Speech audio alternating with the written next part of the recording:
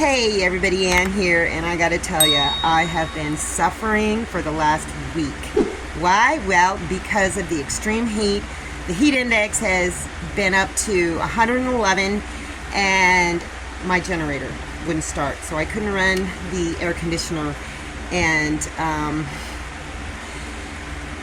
Papa, the puppies have all been suffering as well. Neighbor dude did come over and check some things and tried to get it started, but he couldn't. And by that time, the battery had started going dead because I had tried to start it so many times. I did do some things. I checked the hoses, all but one. And I took the air filter out and cleaned it and put it back in, cleaned out the inside of the air filter thingy. And I tried a few more times and I couldn't get it started. So, Doug and Violet, remember Doug and Violet? I give them all my roosters and some hens too. They stopped by and offered to look at my generator. And so, there's a few things that he did, and let's just kind of like show what he did. He says this generator backfires and won't start. Video by John Y. Boy 73. Okay, can you text me that video after we're done? Yeah. This is the video she's talking about. I will leave a link to the video down in the description. And this is his channel art, Donnie Boy 73, so go check him out. The first thing we had to do is remove this plate thingy because there's a couple valves underneath of it that we needed to check. See those two things that kind of almost form a V? Well, those are valves, and that's what Doug is going to check. He did check it, but my camera kept going off because it was in the sun and it was hot. But he determined the one on the left was the one that was sticking. It wasn't coming open as much as the one on the right. So here we go. And then adjust the one that's not open. So what I'll do here, Gotta get a wrench. is hold the bottom nut. I will loosen the top one. I'm trying to pause him. Trust me. All right. So that big bolt, This the bolt? the big the big nut, that's Small on one, the yeah. thing, yeah, has to go left a Yeah. little bit. So we're gonna have to do it on the right one. There should be two nuts on it. It's not. So that nut has to go a little to the left to loosen it so that that thing goes up and down more easily. So it's got to go a little bit to the left, and then it says check it. A little bit. The nut. Mm-hmm. Okay. Okay? Now it says check it. Check and see if you've loosened it. Here, Okay? if you could just film that. Just tell me when. So did you loosen it a little? Yeah, I did. Wait, not yet. All right, slowly, right? Mm-hmm. All right, stop right there. Oh, this is rude.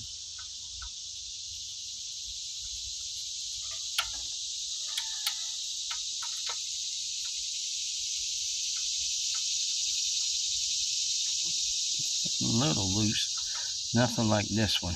Mm-hmm. Can it go a little looser? Ah, good question. We're about to see if it can go a little bit looser. I mean, the bolt itself is loose. Right.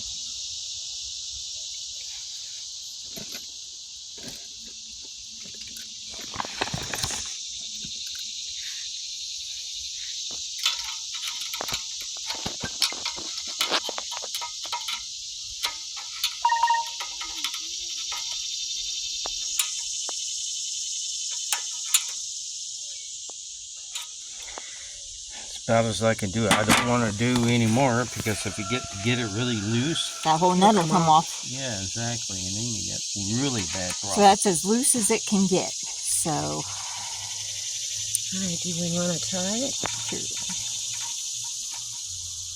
Yeah, let's pull it again and let's see. They're moving. they're moving. All right, let's see. Should we listen what the man says after this? Yes. Okay, here. Hold on. Yep. Doug also determined that this tube right here is horribly cracked, very cracked, and it wouldn't even stay on the little thingy there. So I got a ring tightener connector thingy, and he put it on just to see if it could, you know, hold it on there. But we tried and we still couldn't get it started. I'm just going to show you guys how horribly cracked that is. So I just pulled the ring back, and look at that. Yeah, I think that that is definitely part of the problem, in addition to one valve kind of sticking. So this is what I did.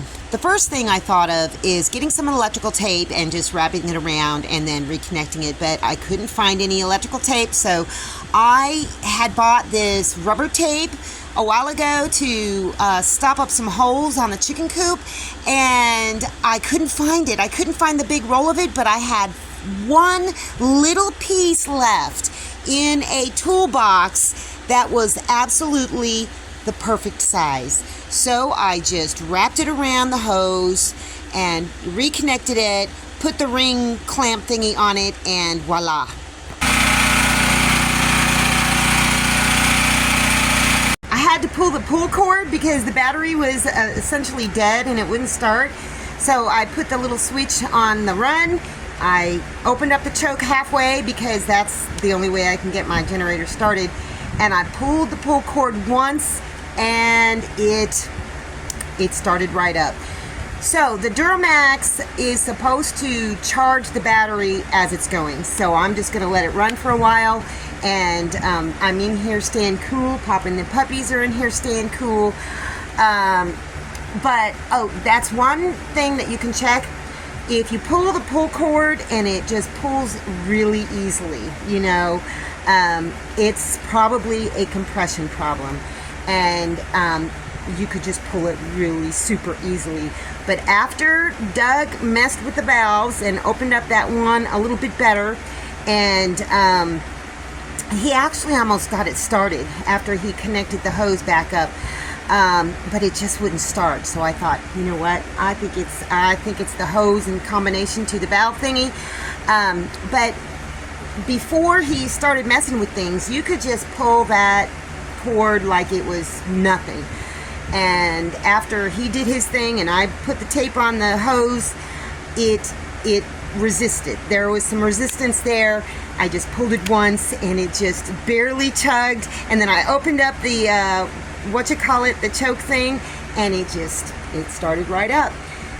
So I know I'm gonna have to replace that little hose eventually. I think I can just pull it off, and I may have to take that plate off again, and just take the hose to a hardware store and see if they can, you know, match the size of it. But for now, at least we're gonna be able to stay cool, and it's a huge relief, because the thing that I'm doing, planning to do to make some extra money, I can't take Papa with me, and he's got to stay in the tiny house, and he cannot stay in the tiny house with the doors and windows shut, because if I open the window, even a crack, he gets out. He knows how to nudge the window up and get out. He'll push right through the screens, and so I have to keep the doors and windows shut, and I can't leave him in here. You know, not the puppies either, but the puppies aren't suffering as much because they don't have as much fur. But Papa, there's no way I would leave him in this tiny house in this heat. So it looks like I'm going to be able to do what I need to do. And I'm so grateful for neighbor dude. He came over and he tried to start, and he says, well, you know what, I can come back and try and clean your carburetor and check the spark plug. Oh, he did, Doug did check the spark plug, and it was fine. And then Doug and Violet came over. It's like divine providence. It really is. I had been praying, and I know, because I've been going back and forth via email with a very lovely person. She's been praying over me. I know she has. And I've been praying about it as well. And today, it all came together. So anyway, that's all I got for you today. See you in the next video.